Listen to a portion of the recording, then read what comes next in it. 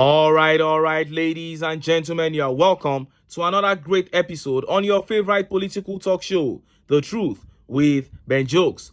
Now, there is heavy crisis in the APC right now, and TINUBU and APC supporters are completely divided over the recent development in the party.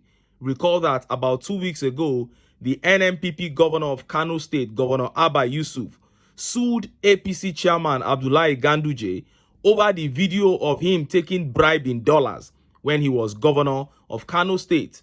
Now, as soon as Ganduje was sued over that matter, many Nigerians began to suspect that TINUBU may have a hand in it, because TINUBU believes Kwankwaso is a stronger ally to have in Kano State than Ganduje. And since Ganduje and Kwankwaso are sworn enemies, there was a suspicion that TINUBU might be trying to get rid of Ganduje so that Kwankwaso can join APC. And few hours ago, news popped up that Ganduje had been suspended by the APC all the way from his ward level in Kano State, and the internet caught fire because this was the same process that led to the sack of Adams Oshomole as the chairman of APC. And many APC supporters from North and South feel that TINUBU is behind this, and they feel that TINUBU has betrayed Ganduje the same way he betrayed El Rufai, and they are threatening to tear the party down.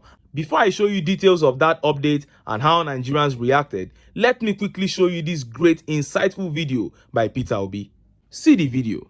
Moderate it with a parliamentary system, because what happens because of the presidential system as we operate in Nigeria today, you have a bad leader, and he stayed there for 4 years. Why do we have a parliamentary system? We can move a motion of no confidence within 2 or 3 years. And again, if we have a parliamentary system, the president will be a member of parliament. Today, if he elects me as president of Nigeria or governor, I can remove myself entirely from being answerable to the people. Just hire a gang of lunatics talking rubbish every day. While if it's a parliamentary system, during the president's question time, he has to answer. He doesn't have to hire anybody to speak for him. A president in Nigeria can decide not to talk to anybody for 1 year. And nobody cares. Because he has hired all these people who will be talking. If you say anything, they call you name, they do this. So we need a parliamentary system where the president will be a member of parliament, will be at least one, even if it's once a month, answer the people directly. Because we didn't elect all these gangsters. We elected somebody, and we want the person to talk to us. Not talk to us, to somebody else. You heard him. The more I listen to Peter Obi, the more convinced I am that he is the one to lead this country out of the dungeon that it is in right now.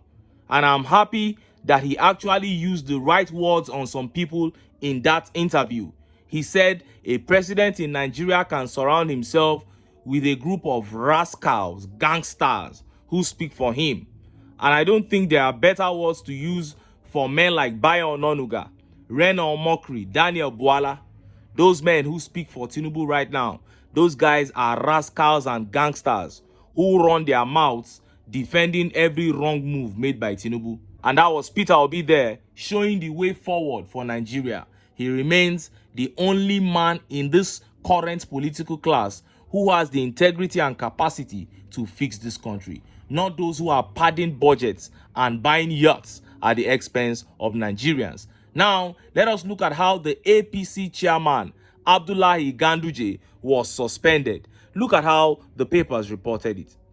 APC suspends party's national chairman Ganduje over alleged bribery, reporters. A fresh crisis is brewing in the All Progressive Congress APC as the national chairman of the party, Dr. Abdullahi Umar Ganduje, has been suspended from the party in Kano State. Ganduje was suspended for alleged corruption, including allegations of bribery leveled against him by the Kano State government. The former governor was suspended by the executive members of Ganduje ward in the Dawakin Tofa local government area of Kano State. The legal advisor of the ward, Haliru Gwanzo, addressed journalists on Monday on the suspension. Gwanzo accused the former governor of gross misconduct and misappropriation of public funds during his administration in the state. He said that the suspension of the party's national chairman was a unanimous decision of the members of the ward. He said Ganduje could not clear his name amid corruption allegations that followed the 8-year administration. We decided to suspend Dr. Ganduje from the party due to the seriousness of the allegations against him, Gwanzo stated.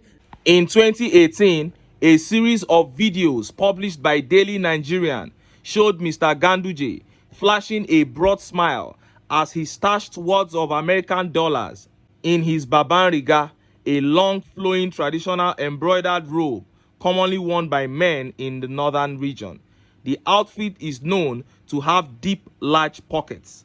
Before now, Adams Oshomole, former APC chair, was likewise suspended by his ward. Mr. Oshomole's suspension marked the end of his leadership of the ruling party after legal battles. Now, this was the same step that Buhari followed when he wanted to remove Oshomole as the national chairman of APC because Oshomole was loyal to TINUBU. They started by suspending Oshomole from his ward in Edo State because it is your registration. You are a card-carrying member of a party. That card was given to you from your ward. So once they suspend you from your ward, you are indirectly no longer a member of the party. So what happens is that you have to be replaced as the national chairman if you are no longer a member of the party. And in no time, you will see that happening to Ganduje. And look at how Nigerians reacted. Look at some of the tweet reactions. This tweet by Uptown of Lagos says, the two chief promoters of Tinubu's Muslim ticket in the north, El Rufai and Ganduje, have now been sidelined 10 months later. Lesson: be careful who you go to rob a bank with, because he might have an escape van plan that you are not included in. Unity politics pays better than divisive politics. And this tweet by Marvelous Israel says, used and dumped, Tinubu is now showing them shege. Interesting times ahead. And all these things are just going to bring further breakdown in the APC because the northern supporters of Ganduje are very, very angry and their comments are everywhere on the internet. They are saying they are going to tear the APC down if this is the route that Tinubu wants to go. That he did El Rufai's own, they didn't talk. Now he's coming on Ganduje. And this tweet here says, someone should please tell me the full meaning of APC. I want to check something. And Omoluabi replied, he said, tell me if I'm right. Alliance of past criminals. That is it. Wow, I love this update. And there are two major reasons why I love this update. Number one, Ganduje was one of those who said a lot of nonsense about Peter Obi during the campaigns. Then he and El Rufai were the chief riggers in the north. They were the chief riggers who stole Peter Obi's northern votes. And I have been saying all those who touched Peter Obi's votes will be disgraced specially right before our eyes. I'm not talking about people who didn't vote for him or those who went to influence things at the presidential election petition tribunal. I'm not talking about those ones. Those who touched this man's votes after claiming that he was not going to get 1 million votes. He got his votes, then you went and touched them. Those guys are going to be disgraced in a special way before all of us. Wike, El Rufai, Ganduje, Dakpa Abiodun, and co. El Rufai has taken his own L. Ganduje's own is upon him. Wike's own is coming. Dakpa Abiodun, all of them will be disgraced, especially in this country. The second reason I'm excited about this update is because all these will further weaken the APC. And anything that will make the APC weaker and lead to its eventual disintegration is good news for me.